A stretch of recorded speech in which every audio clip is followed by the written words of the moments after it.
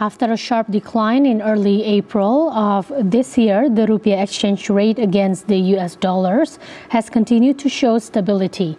The rupiah is expected to remain stable until the end of year amid the decline in external pressures.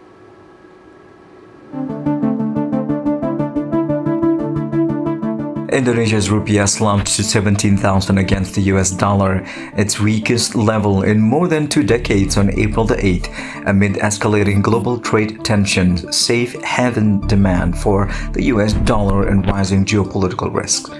Analysts said that the decline, the currency's lowest level since the 1998 Asian financial crisis, was largely driven by negative market reactions to the US government's new reciprocal tariff policy. However, entering May and June, the rupiah slowly began to strengthen, reaching 16,300 per US dollar, and this upward trend continued until the end of August. In fact, the rupiah did not decline when Bank Indonesia once again reduced its benchmark interest rate, the BI rate, by 25 basis points or BPS to 5% in August the 8th. The rate cut was the fourth decrease since Bank Indonesia cut interest rates by 25 basis points to 5.25% in May and another 2.5 basis points to 5.50% in June and 5.25 in July. BI Governor Peri Warjio said the decision was consistent with the projected low inflation for 2025 to 2026 within the target of 2.5% plus or minus 1%, as well as with the aim of maintaining rupiah exchange rate stability. According to Peri, the rate cut was deemed necessary to stimulate economic growth in line with the economy's capacity. Going forward, BI will continue to assess room for further rate cuts to encourage higher economic growth in line with the low inflation outlook while maintaining rupiah stability. Peri told journalists Bank Indonesia hopes to continue to lower interest rates as the inflation rates remains within the central bank's target range. Indonesia's annual inflation accelerated to 2.37% in July 2025, up significantly from 1.87% in June, and slightly above the market consensus of 2.24%. However, despite the increase, the inflation remains comfortably within Bank Indonesia's target band of 1.5 to 3.5%. Analysts believe that inflationary pressures are expected to moderate as seasonal effects decline, while global supply chains gradually stabilize. With core inflation trending lower, Bank Indonesia is likely to maintain its reference rate at least at current level until the end of the year to support the economic growth and to ensure the stability of the rupiah. According to the data released by Statistics Indonesia recently, Indonesia's economy grew 5.12% on a yearly basis in the April to June period, the fastest since the second quarter of 2023, driven by robust investments and household spending. The central bank's more accommodative reference rate is expected to be able to support the government's efforts to achieve the economic growth target of 5% this year, while at the same time it can maintain the rupiah exchange rate against the US dollar below 16,000. The expectation that the U.S. Federal Reserve will further cut its key rates in the remaining months of this year will reduce external pressure against the Indonesian rupiah. Wall Street expects rate cuts of 25 basis points each in September, October, and December.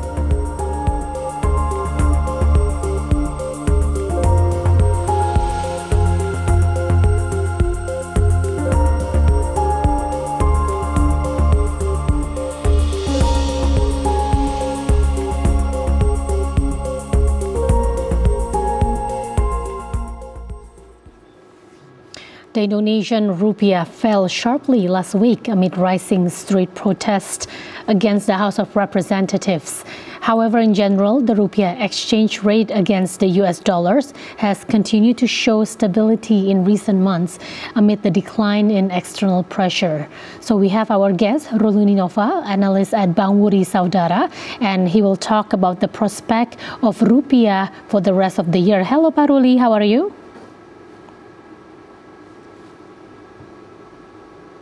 Hello, Pak Ruli. Hello, yeah, hello, Lisa. All right. Okay, thanks for being with us here today, Pak Ruli. Straight to the question now. The rupiah dropped nearly 1% on Friday to 16,495, which is its weakest level since August, following the escalating political protests in Jakarta and also in major cities. Do you think this fall would continue in the coming days? What's your forecast on this?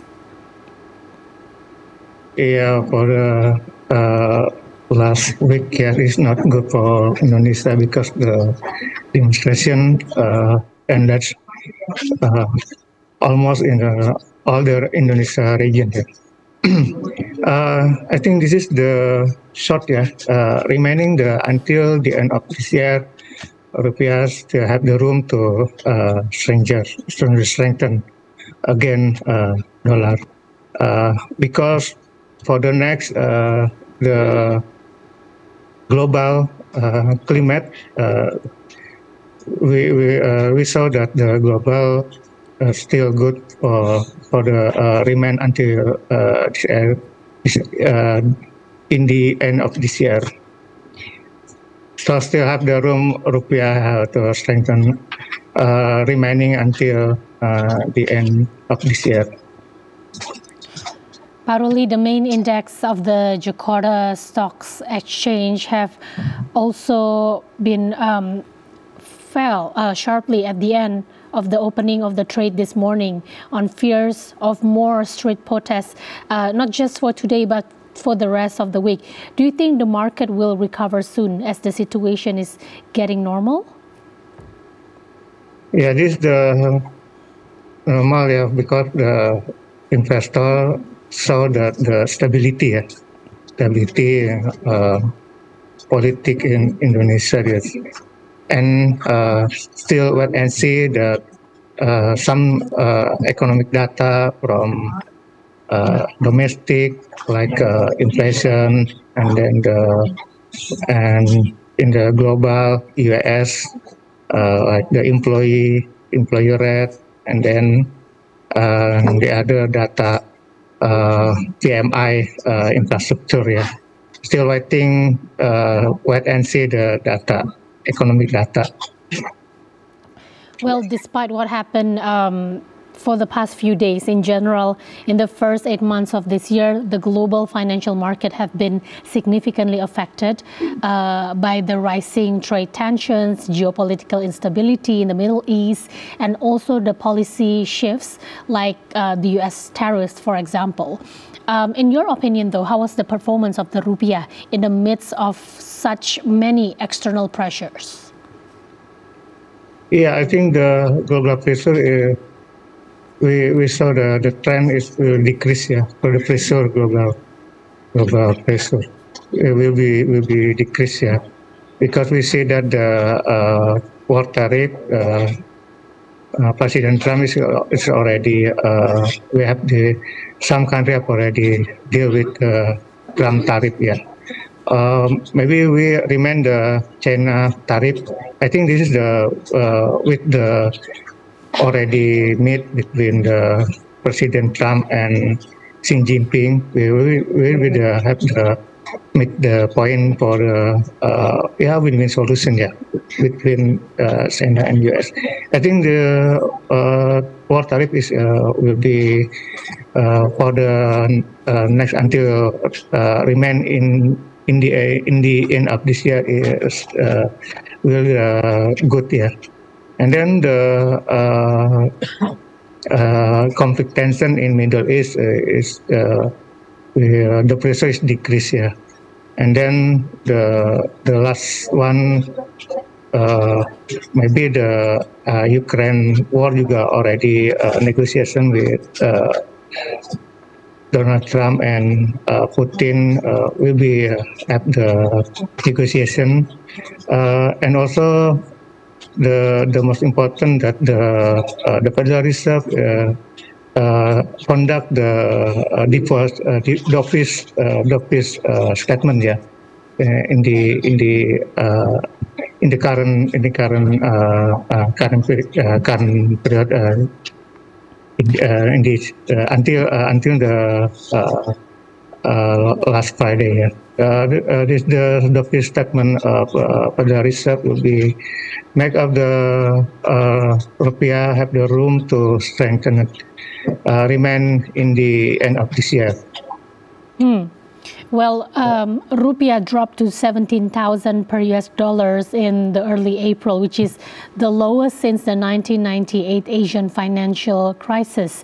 And many speculated that it might go back to 17,000 this morning, but it didn't. In fact, it kept its amount at 16,300 to 16,500 in the following months. So what factors made the rupiah more resilient so far? Yeah, rupiah still resilient. The most bigger influence by the export-import. Yeah, export-import. Almost we have the surplus in that balance. We have the surplus already. Maybe 63 months. Yeah, if I'm not wrong. Yeah. And then the most important is the current account. Current account, we still have the deficit. Maybe until remain in this year. In the end this year, we still have the deficit current account. The the factor that influence the current account deficit is because our remittance from the corporate international foreign corporate, they